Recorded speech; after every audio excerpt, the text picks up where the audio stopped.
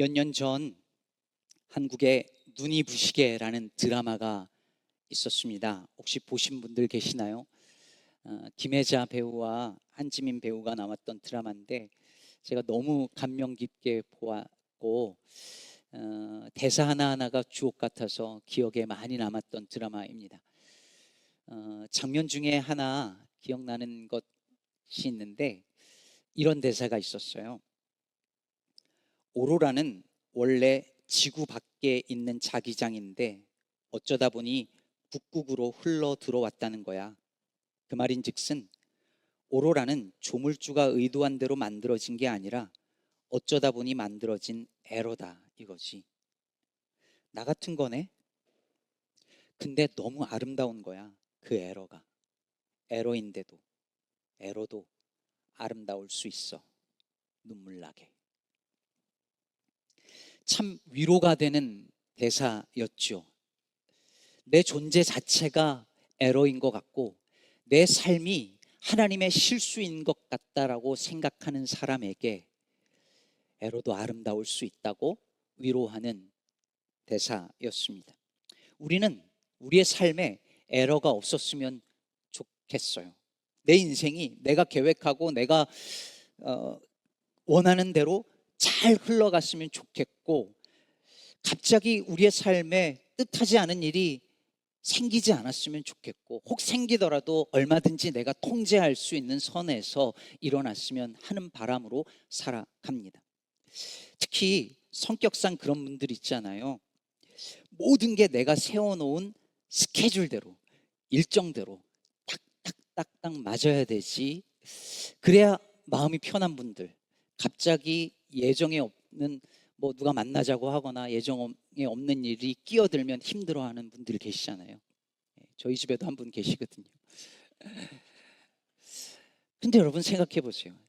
인생을 생각해 보면 인생은 언제나 그런 일이 있어요. 내가 계획했던 대로 내가 예정했던 대로 흘러가지 않을 가능성이 훨씬 많아요. 제가 미국에 와서 뼈저리게 느낀 것 그거 하나예요. 인생은 내 뜻대로 되지 않는다. 그런데 바로 그것이 나를 겸손하게 하고 길을 잃어서 다른 길로 갈 때 더 아름다운 것을 만나기도 하는 것처럼 인생에 갑자기 끼어든 그 일이 나를 겸손하게 혹은 더 아름다운 것을 경험하게 하기도 한다는 것을 우리는 살면서 경험합니다. 오늘 본문은 다윗이 예루살렘 수도에 하나님의 궤를 옮겨오는 그 일에 갑자기 일어난 일을 다루고 있습니다. 지난 본문에서 보았던 것처럼 사울이 죽고 그 왕자가 무너지고 이제 다윗이 왕으로 등극합니다. 남쪽 유다 사람들, 남쪽에 있는 지파들만 다윗을 추대하는 것이 아니라 북쪽에 있던 온 이스라엘이 이제 헤브론에 와서 다윗을 왕으로 추대하죠. 이제 모든 게 갖추어졌습니다. 다윗을 죽이려고 따라다니던 사울도 죽고 그 아들들도 죽고 그 왕조가 무너졌어요. 이제 남쪽만 아니라 북쪽에 있는 사람들도 다윗을 추대합니다. 도망 다니던 시절부터 따라다니던 그의 용사들과 부하들과 신하들이 충성을 맹세합니다. 더군다나 이제 예루살렘이라는 수도까지 생겼습니다. 모든 게 갖춰진 것 같습니다. 그런데 단 하나, 한 가지가 빠졌습니다. 무엇입니까? 하나님의 궤가 없습니다. 언약궤를 옮겨와야 합니다. 그게 없으면 다른 게 다 있어도 소용이 없어요. 왜 그렇습니까? 언약궤는 하나님의 상징이었습니다. 하나님의 임재의 상징이었어요. 하나님이 다윗과 함께 하시고 하나님이 다윗의 왕조를 기름 부어 세우시고 축복하신다라고 하는 사실을 보여주는 가장 강력한 증표가 될 수 있는 것이 하나님의 궤였습니다. 정치적인 관점에서 생각해 봐도 그렇습니다. 여러분 생각해 보세요. 하나님의 궤만 가져오면 이스라엘은 온 지파가 다 다윗 왕조를 중심으로 완전하게 뭉칠 수 있습니다. 여러분 이전 정권이 무너지고 새 정권이 들어왔을 때 이전 정권을 그리워하는 사람들이 있는데, 그 보수주의자들이 있는데, 이 새롭고 진보적인 왕이 그들의 마음을 다 얻을 수 있는 길은 한 가지, 법궤를 가져오는 거였습니다. 법궤만 가져오면 예루살렘을 중심으로 다윗 왕조가 완전한 나라를 통합시킬 수 있고 하나님의 임재를 확보할 수 있는 상황이었던 것이죠. 그런데 문제가 발생합니다. 이 중요한 법궤를 데리고 오려고 다윗이 수만 명의 군사들을 데리고, 신하들을 데리고 갑니다. 그리고 기럇 여아림부터 하나님의 궤를 수레에 실어서 옮겨 오지요. 여기부터 문제였습니다. 하나님의 궤는 고핫 자손이 어깨에 메고 오는 것만 허락되어져 있었는데 수레에 싣고 오는 것부터 문제였습니다. 그래서 결국 사단이 납니다. 결국 기돈의 타작마당에서 소들이 뛰면서 법궤가 쓰러지려고 하자 누가 나섭니까? 웃사가 나서죠. 넘어지려는 법궤를 잡습니다. 그러자 하나님이 진노하셔서 웃사가 그 자리에서 법궤 앞에서 죽습니다. 여러분, 웃사가 왜 죽은 걸까요? 무엇을 잘못한 걸까요? 여러분이라면 안 그러겠어요? 법궤가 쓰러지는데 붙잡지 않았겠습니까? 웃사는 뭘 잘못했을까요? 웃사는 하나님의 거룩함에 함부로 손을 대었습니다. 그 궤는 아무나 함부로 그냥 만져도 되는 것이 아니었습니다. 하나님의 거룩함은 아무나 손을 댈 수 있는 어떤 것이 아닙니다. 내가 통제할 수 있고 내가 지킬 수 있고 내가 보호할 수 있는 그 어떤 것이 아닙니다. 그런데 웃사는 마치 하나님의 임재를 내가 통제할 수 있고 하나님을 내가 보호할 수 있다라고 생각하고 착각했습니다. Don't worry, Lord. I'm here and I will protect you and your kingdom. 이렇게 생각한 거죠. 그러나 여러분 기억하십시오. 우리가 하나님을 지키는 것이 아니라 하나님이 우리를 지키십니다. 우리가 교회를 지키는 것이 아니라 교회의 주인 되신 주님께서 우리의 교회를 지키십니다. 유진 피터스는 교회에 이런 웃사병 걸린 사람들이 있다고 했습니다. 교회를 무너뜨리려고 하는 저 세력으로부터 우리가 교회를 지켜야 된다라고 노심초사하는 사람들입니다. 그러나 교회를 지키는 이는 목사도 아니고 장로도 아니고 교인도 아니고 교회의 유일한 주인 되신 우리 주 예수 그리스도 한 분밖에 없습니다. 이것을 착각할 때 우리가 주인의 자리에, 주님의 자리에 서게 되는 것입니다. 여러분, 웃사가 죽는 것을 보고 다윗이 무엇을 생각했을까요? 가슴이 철렁 내려앉았을 것입니다. 하나님의 궤를 자신의 목적을 위해서 데리고 올 수 있는 어떤 걸로 생각했는데 웃사가 죽는 것을 보면서 하나님의 궤는 내가 어떻게 써먹을 수 있는 그런 게 아니구나. 왕권을 위해서 하나님을 써먹으려고 하고 사용하려고 했다가는 망할 수도 있겠구나, 멸망할 수 있겠구나라고 깨달으면서 모골이 송연해졌을 것입니다. 얼마나 많은 크리스찬들이 내 목적을 위해서 하나님을 사용하고 써먹는지 모릅니다. 신앙을 이렇게 생각합니다. 내가 어떻게 통제할 수 있고 내가 핸들할 수 있고 내가 원하면 취하고 원하지 않으면 버릴 수 있는 어떤 것으로 생각합니다. 예배, 내가 필요하면 예배 드리고 필요 없으면 치울 수 있다고 생각합니다. 하나님 믿는 신앙을 내가 통제하고 관리할 수 있는 어떤 것으로 생각하는 거예요. 믿든지 안 믿든지 내 선택이에요.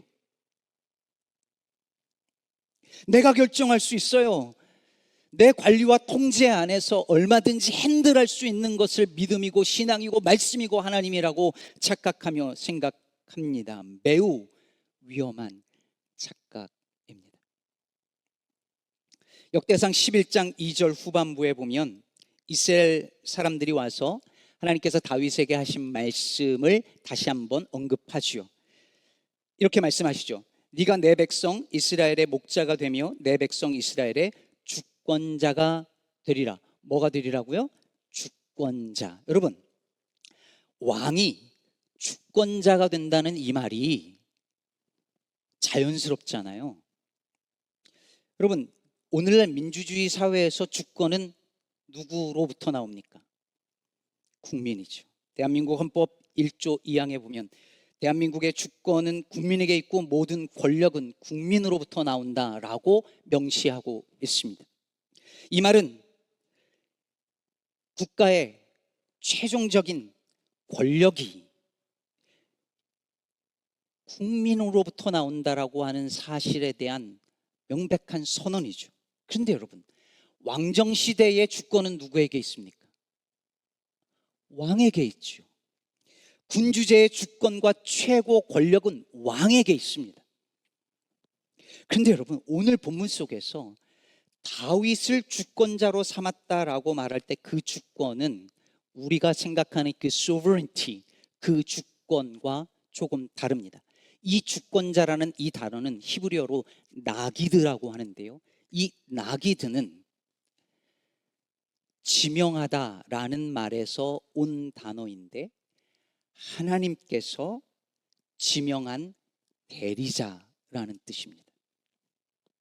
그래서 이 나기드는 이방 왕처럼 절대 권력, 최고 권력을 가진 왕과 구별되는 단어로 썼습니다. 그럼 여러분 생각해 보십시오.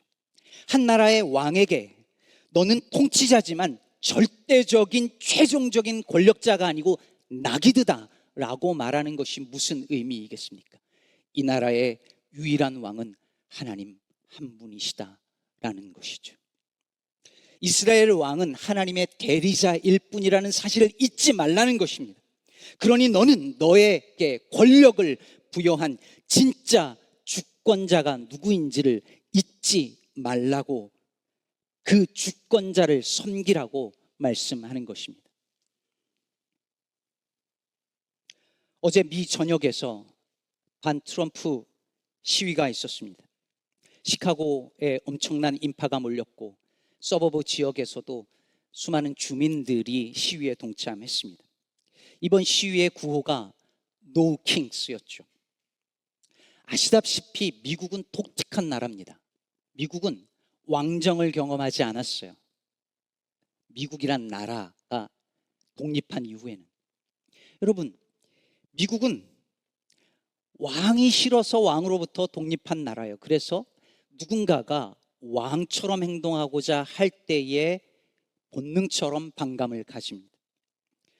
주권이 국민에게 있다는 사실을 잊어버리고 권력을 부여해 준 국민 위에 서려고 할 때에 당신은 왕이 아니다 라고 선언하면서 그 자리에서 내려오라고 명령하는 것입니다. 우리가 부여한 권력으로 우리 위에 서서 우리를 함부로 대하지 말라고 정당하게 말하고 경고하는 것이죠.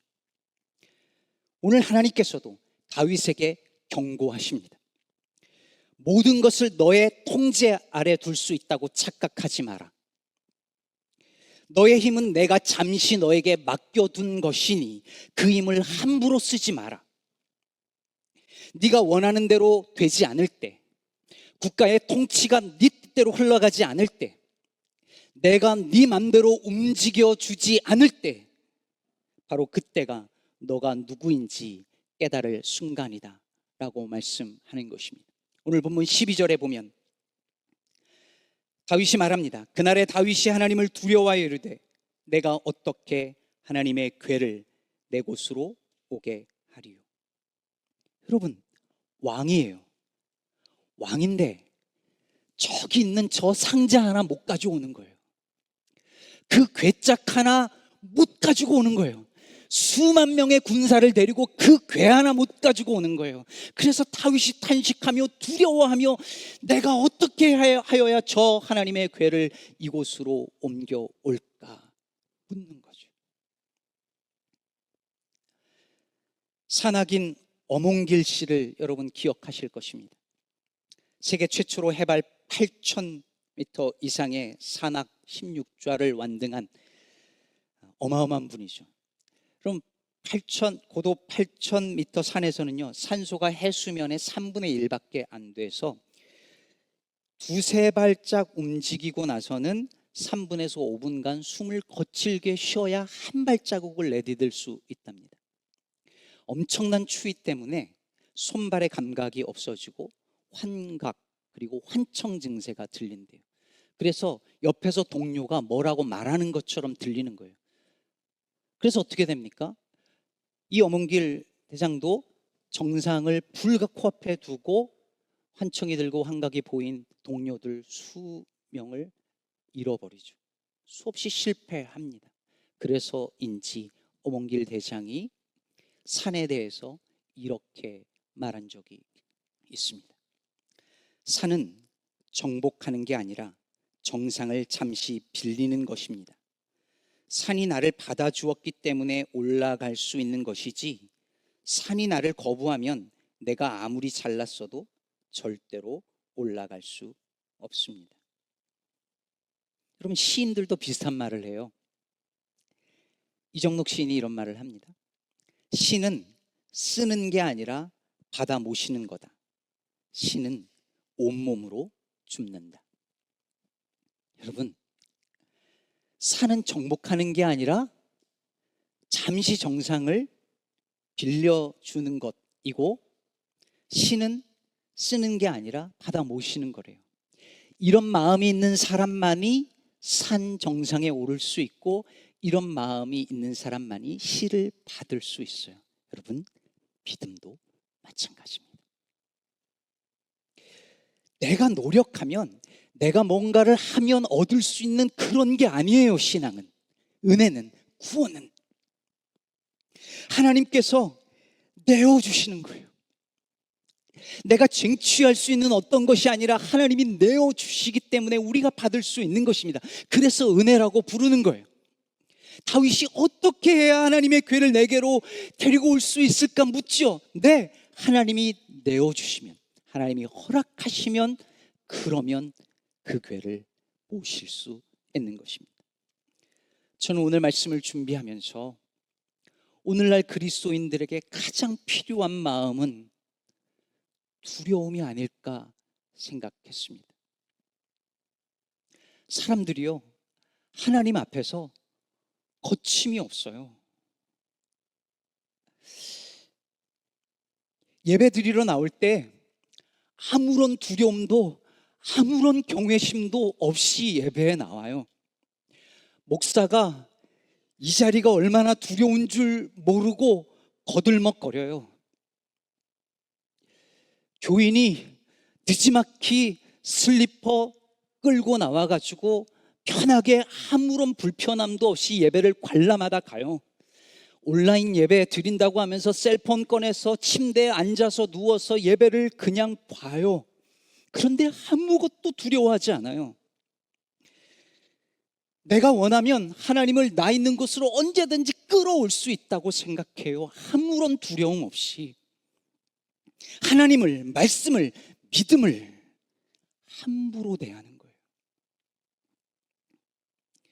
그러면 하나님을 함부로 대하는 사람은 어떻게 하는지 아십니까? 사람도 함부로 대해요.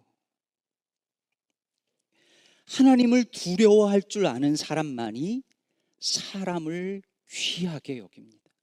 풀도 나무도 꽃도 이 세상도 귀하게 여기는 마음은 하나님을 두려워하는 마음에서 옵니다. 내가 힘이 있어도, 아니 힘이 있기 때문에 더욱 조심해서 힘없는 사람들을 귀하게 여기고 귀하게 대하는 거예요. 언젠가도 말씀드렸는데, 여러분, 도로 위에서 큰 차가 조심해야 될까요? 작은 차가 조심해야 될까요? 우린 늘 작은 차가 조심하지만 여러분, 아니요, 큰 차가 조심해야 해요. 큰 차가 함부로 운전하면 큰 사고가 나니까요. 작은 차가 다치니까요. 힘 있는 사람이 조심해야 할까요? 힘 없는 사람이 조심해야 할까요? 세상은 힘 없는 사람들이 늘 조심하며 살아요. 그러나 힘 있는 사람이 조심해야 해요. 그 힘을 함부로 휘두르면 다쳐요.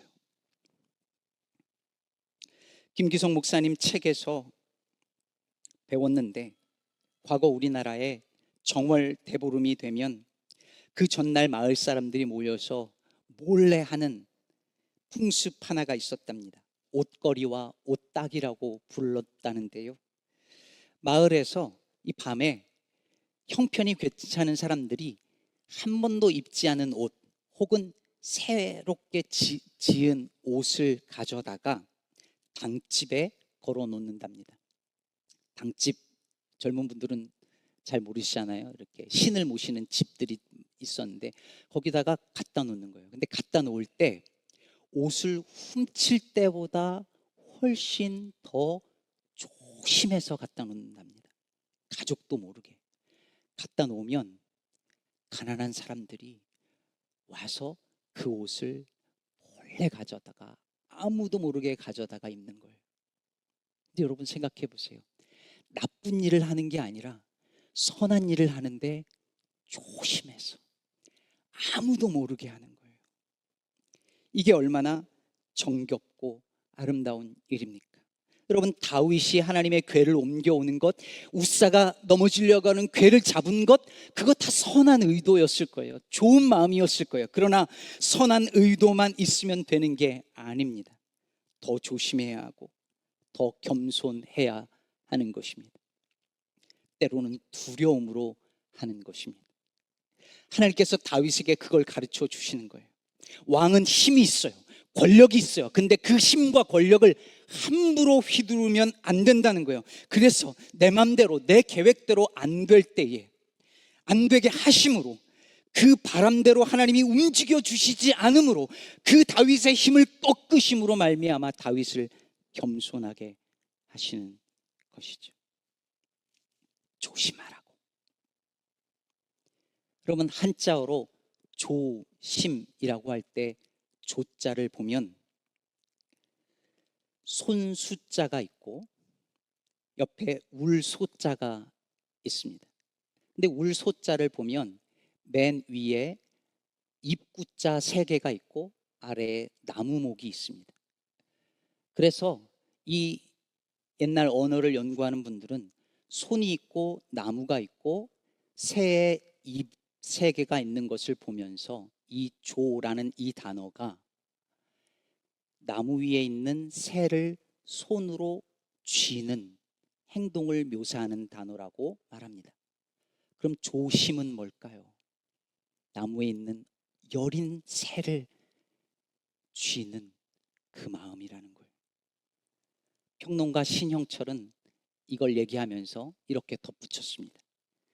새를 손으로 쥐는 일은 내 손으로 새를 보호하는 일이면서 내 손으로부터 새를 보호하는 일이기도 하다. 그럼 이게 무슨 말인지요? 갓난 아기를 안아본 사람은 알아요. 갓난 아기를 안잖아요. 그러면 아이를 보호하려고 힘을 주지만 아이는 너무 여려서 힘을 너무 세게 주면 아이가 다칠 수 있기 때문에 내 손으로부터도 아이를 보호해야 돼요. 힘을 함부로 쓰면 안 돼요. 힘을 다 쓰면 안 돼요. 다치니까. 이게 조심입니다. 사랑에도 조심이 필요한 거예요. 우리는 뜨겁게 사랑하려는 것만 배웠지 조심스럽게 사랑하는 걸 배우지 못했어요. 근데 하나님이 가르쳐 주시는 거예요. 조심하라고. 나를 함부로 대하지 말라고. 사람들을 함부로 대하지 말라고. 사랑한다는 이유로 함부로 취급하지 말라고. 선한 의도라고 함부로 하지 말고 조심하라고 가르쳐 주십니다. 그걸 가장 잘 보여주신 분이 우리 예수님이십니다. 예수님을 잡으러 오고 군사들이 왔을 때 베드로는 칼을 빼서 휘두르지만 예수님은 전능하신 아버지 하나님의 힘이 있음에도 불구하고 그 힘을 휘두르지 않으셨습니다. 그리고 십자가에 아무런 힘이 없는 사람처럼 그렇게 죽으셨습니다. 그분이 우리의 왕이십니다. 힘이 있어서, 그 권력이 있어서 함부로 휘두르는 사람이 우리의 왕이 아니라, 힘이 있으나 그 힘을 함부로 쓰지 아니하시고 절제하시고 그 힘을 나누어 주시는 그분이 우리의 왕이시고 그분만이 우리의 왕이십니다. 사랑하는 성도 여러분, 우리는 우리의 모든 삶이 내 뜻대로, 내 맘대로, 내 계획대로 내가 컨트롤할 수 있는 상황에서 움직여졌으면 좋겠습니다.